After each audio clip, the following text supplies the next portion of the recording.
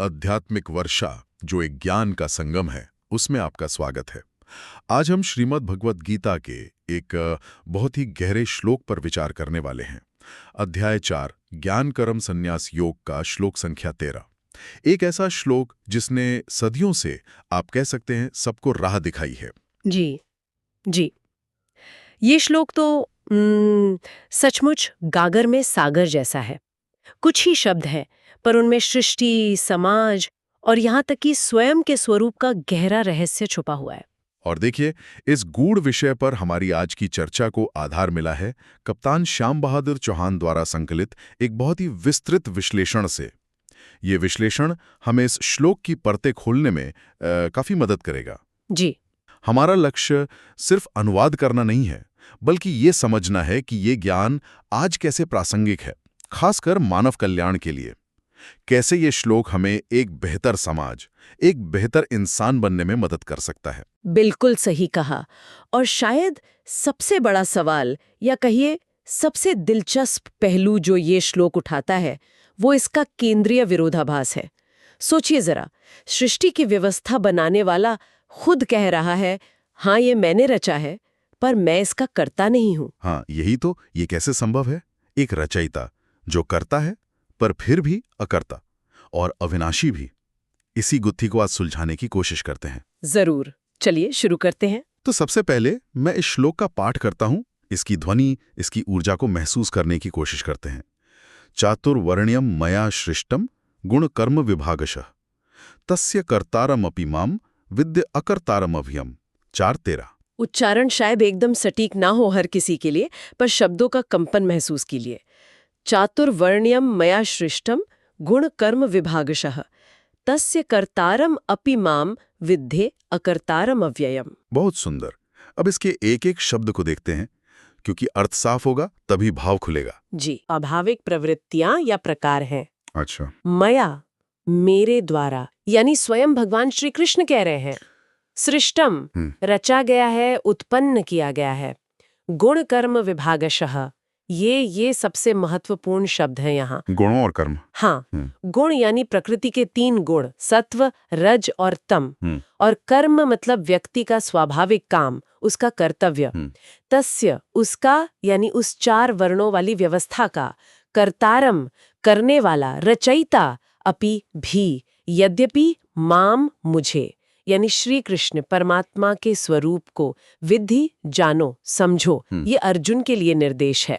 अकर्तारम, कर्ता न होने वाला, जो कर्म करते हुए भी उसके असर से, बंधन से मुक्त रहे। और अव्ययम, अविनाशी, जिसका कभी क्षय न हो, जो हमेशा रहने वाला है, शाश्वत। अच्छा, तो शब्दों का अर्थ तो बिल्कुल साफ है। तो अगर हम इसका एक सरल हिंदी अनुवाद करें तो वो कुछ ऐसा होगा। गुणों और कर्म के विभाजन के अनुसार 4 वर्णों वाली व्यवस्था मेरे द्वारा रची गई है। हालांकि मैं उसका कर्ता हूं, फिर भी तू मुझे अकर्ता और अविनाशी ही जान। ये सुनते ही, जैसा आपने कहा, पहला सवाल यही आता है, भाई अगर व्यवस्था भगवान ने बनाई तो वो कर्ता क्यों नहीं है? ये क्या मतलब हुआ? कोई शब्दों का खेल है या कुछ और? नहीं, ये शब्दों का खेल बिल्कुल नहीं है। ये तो सृष्टि और चेतना, इनका जो गहरा नाता है ना, उसे दर्शाता है। भगवान यहाँ कह रहे हैं कि समाज में जो अलग अलग भूमिकाएं दिखती हैं, अलग अलग प्रवृत्तियां हैं, जैसे कुछ लोगों का झुकाव ज्ञान की तरफ होता है, ब्राह्मण, कुछ में रक्षा या प्रशासन की क्षमता होती है, क्षत्रिय, कुछ व्यापार और उत्पादन में कुशल होते हैं, वैश्य, और कुछ सेवा भाव रखते हैं, शूद्र। ये सब मेरे द्वारा स्थापित प्राकृतिक गुणों, सत्व, रज, तम के अलग अलग मेल और व्यक्ति के अपने स्वाभाविक कर्मों के आधार पर ही बनी है। यहाँ एक बात शायद साफ करनी बहुत जरूरी है, क्योंकि इस श्लोक को लेकर बहुत भ्रम फैलाया गया है। क्या ये व्यवस्था जन्म पर आधारित है? बिल्कुल नहीं, यही तो सबसे बड़ी गलतफहमी है। श्लोक साफ साफ कहता है, गुण कर्म विभागशः, गुणों और कर्मों के विभाजन से। जन्म का तो कहीं जिक्र ही नहीं है। तो सिद्धांत रूप में किसी भी व्यक्ति का वर्ण उसके अंदर के स्वभाव और उसके कर्मों से तय होता है, न कि उसके जन्म से। ये एक डायनामिक, एक गतिशील व्यवस्था है, कोई पत्थर की लकीर वाली जाति व्यवस्था नहीं। ठीक है, ये बहुत महत्वपूर्ण स्पष्टीकरण है। लेकिन अब उस दूसरे हिस्से पर आते हैं, जो शायद और भी गहरा है। मुझे अकर्ता जानो, ये कैसे? यहीं पर वेदांत का पूरा सार छिपा है। देखिए, परमात्मा या परम चेतना जो है वो सृष्टि का आधार है, उसी से सब कुछ निकलता है। जैसे मान लीजिए सूर्य की रोशनी से, उसकी ऊर्जा से धरती पर जीवन चलता है ना? हाँ बिल्कुल। लाखों क्रियाएं होती हैं, दी लेकिन क्या सूर्य खुद उन क्रियाओं के फल से, उनके पाप पुण्य या सुख दुख से जुड़ता है? नहीं, वो तो बस साक्षी है, निर्लिप्त है। अच्छा। बिल्कुल वैसे ही परमात्मा सृष्टि के नियम बनाता है, गुणों को प्रकट करता है, लेकिन वो खुद उन गुणों और कर्मों के बंधन से परे हैं। वो कर्ता होकर भी अकर्ता है, क्योंकि वो कर्म फल में आसक्त नहीं होता, उसमें कर्ता होने का अहंकार नहीं है, और वो अव्ययम है, अविनाशी, इन सारे बदलावों से बिल्कुल अप्रभावित। तो व्यावहारिक जीवन के लिए अगर हम पहली सीख निकालें, तो क्या ये कह सकते हैं कि समाज में किसी का भी स्थान या सम्मान उसके जन्म से नहीं, बल्कि उसके गुणों और उसके योगदान यानी कर्म से तय होना चाहिए? निश्चित रूप से। यही तो एक आदर्श समाज का, एक न्यायपूर्ण समाज का खाका है, जहां हर इंसान को उसकी योग्यता, उसके स्वभाव के अनुसार बढ़ने का, योगदान देने का मौका मिले। ये तो सामाजिक न्याय का एक तरह से आध्यात्मिक आधार है। और दूसरी बड़ी सीख मुझे लगता है वो अकर्ता भाव से जुड़ी है ना? बिल्कुल। दूसरी और शायद सबसे शक्तिशाली सीख यही कर्तापन के अहंकार का त्याग है। हम जीवन में जो भी कर रहे हैं, घर संभाल रहे हैं, नौकरी कर रहे हैं, कोई कला सीख रहे हैं, उसे पूरी क्षमता से करें, पूरी ईमानदारी से। लेकिन उसका जो नतीजा होगा, उसकी सफलता या विफलता, उससे अपनी पहचान न जोड़ें। ये जो भाव है ना कि मैं कर रहा हूं या मैंने किया, यही तो सारे अहंकार और तनाव की जड़ है। हाँ, ये तो अनुभव की बात है। जी, जब हम कर्म को ईश्वर की इच्छा या अपना कर्तव्य मानकर करते हैं, फल की चिंता छोड़कर, तो हम कर्म करते हुए भी उसके बंधन से मुक्त रहते हैं। यही तो है निष्काम कर्मयोग, यही अकर्ता भाव का अभ्यास है। संक्षेप में कहें तो श्री कृष्ण अर्जुन को उस युद्ध भूमि में ये गहरा सत्य बता रहे हैं कि समाज की रचना गुण कर्म पर आधारित है, और मैं यानी परमात्मा इसका स्रोत होकर भी इससे एकदम अलग, निर्लिप्त साक्षी मात्र हूं। और ये समझ शायद अर्जुन को उसके उस वक्त के मोह और दुविधा से ऊपर उठने में मदद करती है। बिल्कुल। ये समझना भी जरूरी है कि अर्जुन की मानसिक स्थिति क्या थी उस वक्त। कुरुक्षेत्र में अपने ही दादा, अपने गुरु, अपने भाइयों को सामने देखकर उनका तो गांडीव हाथ से छूट रहा था। हाँ, वो धर्म संकट में थे। क्षत्रिय धर्म निभाएं या पारिवारिक स्नेह देखें। जी, ये एक बहुत गहरा पहचान का संकट था, जिसे हम आइडेंटिटी क्राइसिस कहते हैं। अर्जुन अपनी सामाजिक भूमिका यानी एक योद्धा और अपने व्यक्तिगत रिश्ते, इनके बीच फंस गए थे। वो सोच रहे थे, मैं कौन हूं, क्षत्रिय या भीष्म का पोता, द्रोण का शिष्य? श्री कृष्ण इस श्लोक से उन्हें उनकी उस वक्त की रिश्तों पर आधारित पहचान से ऊपर उठा रहे हैं। वो उन्हें उनकी वास्तविक गुण कर्म आधारित पहचान की ओर ले जा रहे हैं। कह रहे हैं कि तुम्हारा स्वभाव, तुम्हारा गुण वीरता का है, और तुम्हारा कर्तव्य, तुम्हारा कर्म धर्म की रक्षा के लिए युद्ध करना है। यही तुम्हारी असली पहचान है, सिर्फ ये रिश्ते नाते नहीं। ये सुनकर तो मुझे सीधे आज की युवाओं की स्थिति याद आ जाती है। उन पर भी तो कितना दबाव होता है। परिवार कुछ और चाहता है, समाज सफलता को किसी और तरह से नापता है, सोशल मीडिया पर दूसरों को देखकर लगता है हम पीछे रह गए हैं। क्या ये श्लोक उन्हें भी अपनी राह खोजने में मदद कर सकता है? बिल्कुल, बिल्कुल कर सकता है। ये श्लोक तो एक तरह का कंपास है, दिशा सूचक। ये कहता है कि भाई, दूसरों की नकल मत करो, समाज के दबाव में मत आओ, अपने अंदर देखो। तुम्हारी स्वाभाविक रुचि क्या है, वो तुम्हारा गुण है। तुम किस काम में अच्छे हो या हो सकते हो, वो तुम्हारा कर्म है। अपनी ऊर्जा उसी दिशा में लगाओ। जैसे पानी ढलान पर खुद बहता है ना, वैसे ही अपनी नेचुरल टेंडेंसी को पहचानो और उस पर चलो। और सफलता? सफलता का मतलब सिर्फ पैसा कमाना या फेमस होना नहीं है। सफलता है अपने स्वभाव के अनुसार कर्म करते हुए जीना और समाज में अपना योगदान देना। जैसे आप डॉक्टर APJ अब्दुल कलाम का उदाहरण लीजिए। उनका गुण था विज्ञान में गहरी रुचि, उनका कर्म था अथक परिश्रम। इसी से उनकी पहचान बनी है ना। हाँ, बिल्कुल सही उदाहरण दिया आपने। अच्छा, इस श्लोक की व्याख्या तो सदियों से बड़े बड़े विचारकों ने की है, आदि शंकराचार्य से लेकर आधुनिक विचारकों तक। क्या हम कुछ प्रमुख दृष्टिकोणों पर एक नजर डाल सकते हैं? अवश्य। ये देखना भी दिलचस्प है कि कैसे अलग-अलग नजरियों से इसे समझा गया है। जैसे आदि शंकराचार्य जी ने अपने अद्वैत वेदांत के नजरिए से स्पष्ट किया कि वर्ण व्यवस्था का आधार गुण और कर्म ही है, जन्म कदापि नहीं। और परमात्मा अकर्ता इसलिए है क्योंकि वो प्रकृति के 3 गुणों यानी माया के प्रभाव से परे है, वो शुद्ध चैतन्य है। और रामानुजाचार्य, उनका विशिष्टाद्वैत क्या कहता है? रामानुजाचार्य जी ने इसे भगवान की लीला का हिस्सा माना। उनके अनुसार भगवान ही निमित्त कारण भी हैं और उपादान कारण भी।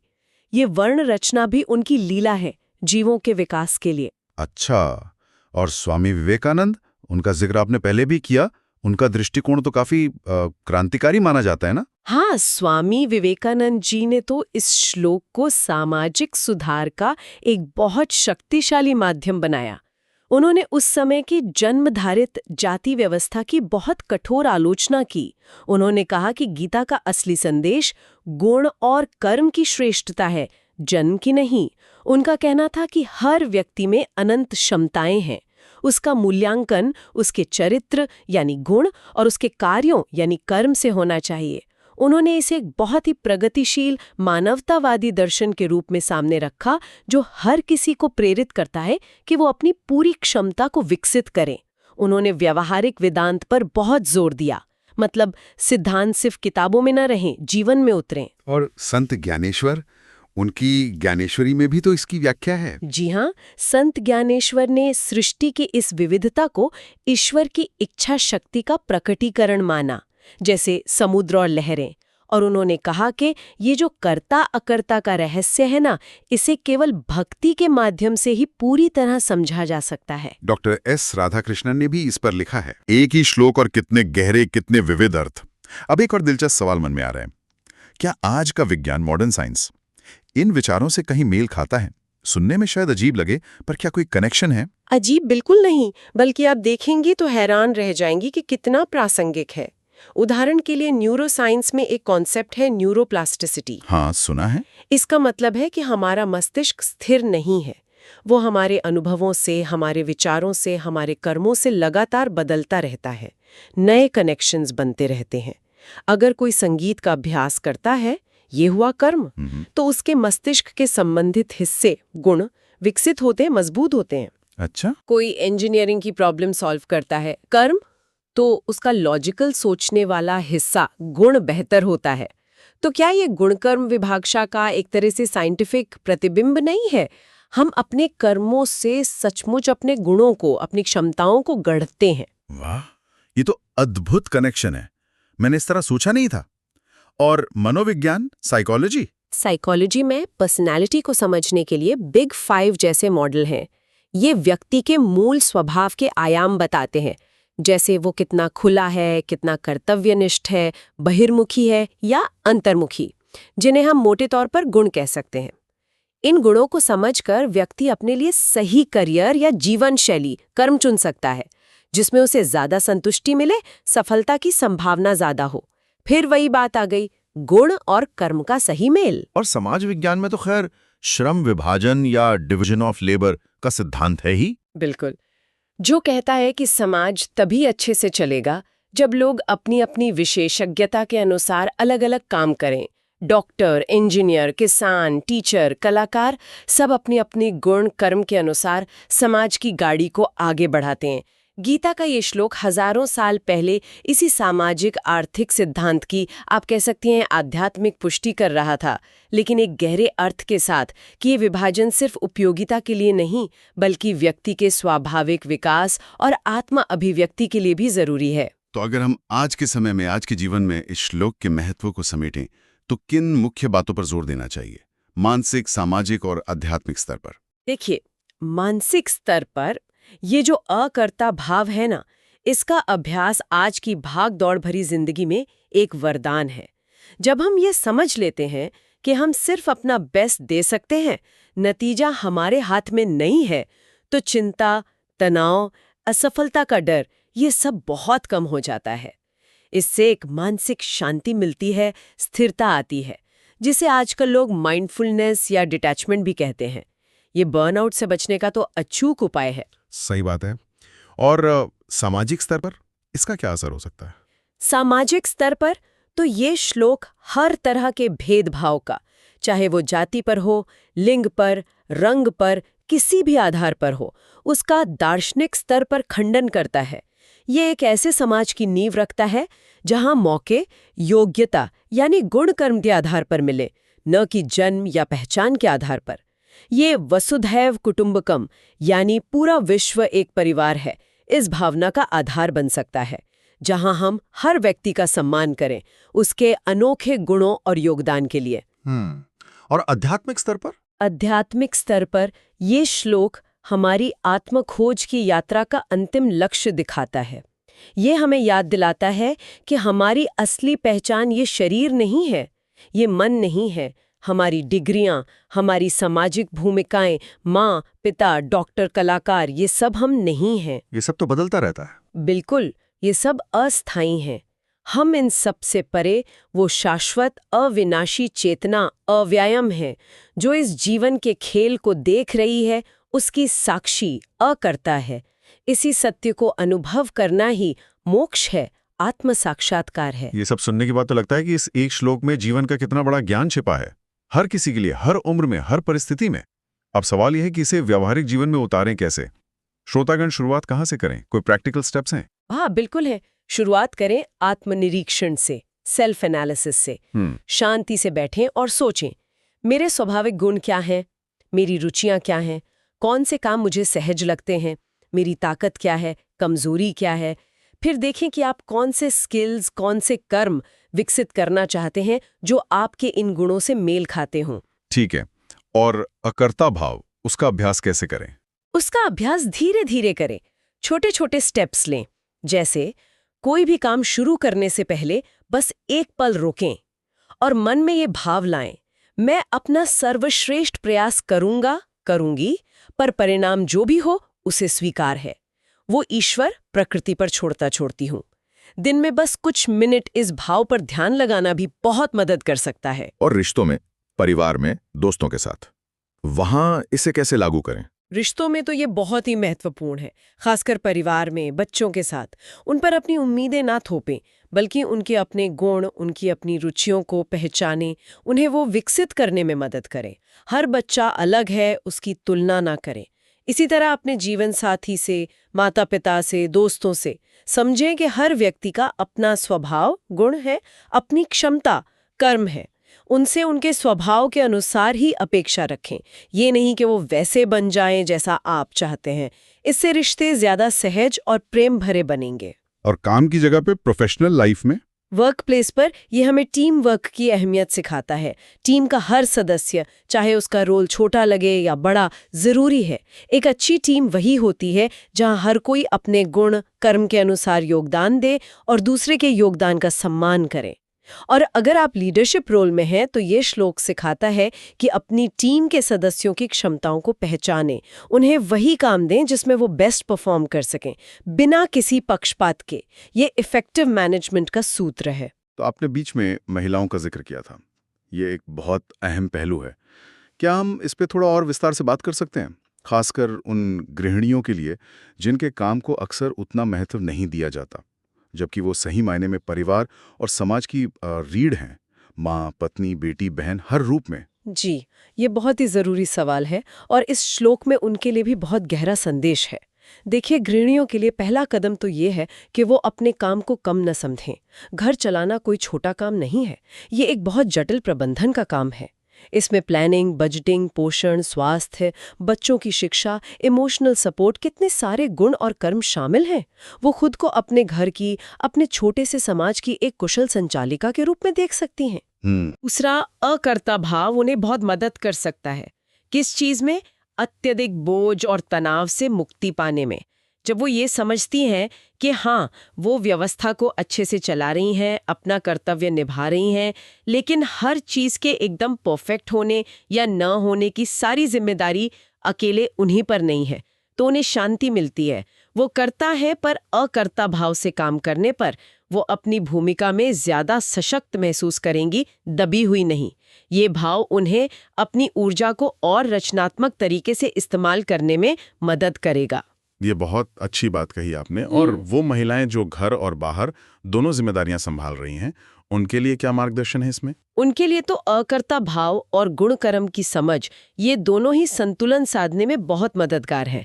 अक्सर वो दो पार्टों के बीच पिस्ती भी महसूस करती है ना। हाँ, ये बहुत कॉमन है। ये श्लोक उन्हें याद दिलाता है कि वे अपनी अलग अलग भूमिकाएं, माँ, पत्नी, प्रोफेशनल, पूरी निष्ठा से निभाएं, लेकिन अपनी पहचान को किसी एक भूमिका तक ही सीमित न मान लें। वो इन सभी भूमिकाओं से परे एक स्वतंत्र चेतना है, अव्ययम। और अकर्ता भाव उन्हें परफेक्शन की जो एक अनावश्यक दौड़ होती है ना, और उससे पैदा होने वाला जो अपराध बोध होता है, उससे मुक्त कर सकता है। एग्जैक्टली। वो अपना बेस्ट करें, लेकिन ये भी स्वीकार करें कि वो हर चीज को कंट्रोल नहीं कर सकती। ये समझ उन्हें तनाव मुक्त रहकर दोनों भूमिकाओं में ज्यादा प्रभावी बनाएगी। और हमारे वरिष्ठ नागरिक जो अक्सर रिटायरमेंट के बाद या उम्र के एक पड़ाव पर खुद को शायद उतना उपयोगी नहीं महसूस करते, उनके लिए भी ये श्लोक एक बहुत बड़ा संबल है। देखिए, उनका पूरा जीवन अनुभवों का खजाना है।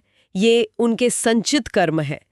वे अपने ज्ञान से, अपने अनुभव से परिवार और समाज का मार्गदर्शन कर सकते हैं। उन्हें खुद को रिटायर्ड या अनुपयोगी समझने का भाव छोड़ना होगा और स्वयं को अव्ययम यानी अविनाशी आत्मा के रूप में देखना होगा। उनका गुण अब ज्ञान और स्थिरता है, और उनका कर्म मार्गदर्शन देना, आशीर्वाद देना हो सकता है। वे समाज के लिए अमूल्य है। तो इस पूरी चर्चा का अगर हम सार निकालें तो क्या निकलता है? एक वाक्य में अगर कहना चाहें तो इस श्लोक का केंद्रीय संदेश क्या है? सार यही है कि ये श्लोक हमें जीवन को दो स्तरों पर समझने की एक चाबी देता है। बाहरी स्तर पर ये एक न्यायपूर्ण, गतिशील समाज का आधार बताता है, जो गुण और कर्म पर आधारित हो, जन्म पर नहीं। और आंतरिक स्तर पर ये अकर्ता भाव और खुद को अविनाशी आत्मा जानकर परम शांति और मुक्ति का रास्ता दिखाता है। ये मानव कल्याण का एक, आप कह सकती हैं, समग्र खाका है। और इसका असर सिर्फ व्यक्ति या समाज तक ही नहीं रुकता। व्यक्ति अपने गुण कर्म के अनुसार जिएगा, अकर्ता भाव से काम करेगा, तो वो अंदर से शांत और संतुष्ट रहेगा।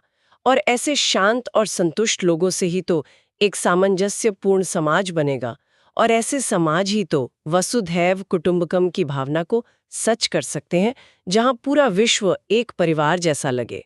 तो ये व्यक्तिगत शांति से शुरू होकर वैश्विक सद्भाव तक जाने वाला मार्ग है। ये वाकई में एक बहुत ही गहन और जीवन को बदलने वाली अंतर्दृष्टि है, और हमें इस गहरे विश्लेषण तक पहुंचाने का श्रेय जाता है कप्तान श्याम बहादुर चौहान द्वारा संकलित इस बेहतरीन सामग्री को। अंत में मैं सभी सुनने वालों के लिए एक प्रश्न छोड़कर जाना चाहूंगी, जिस पर आप शांति से विचार कर सकते हैं। प्रश्न ये है, अगर हम सचमुच ये अनुभव करना शुरू कर दें कि हमारा असली स्वरूप अकर्ता है, यानी कर्म करते हुए भी निर्लिप्त साक्षी, और अव्यम है, यानी अविनाशी चेतना, तो हमारे रोजमर्रा के चुनाव, हमारी चिंताएं, हमारी प्राथमिकताएं और जीवन को देखने का हमारा नजरिया किस हद तक बदल जाएगा। इसी गहरे विचार के साथ आज की यह आध्यात्मिक ज्ञान वर्षा यहीं संपन्न होती है। हमारे साथ जुड़ने के लिए धन्यवाद। धन्यवाद।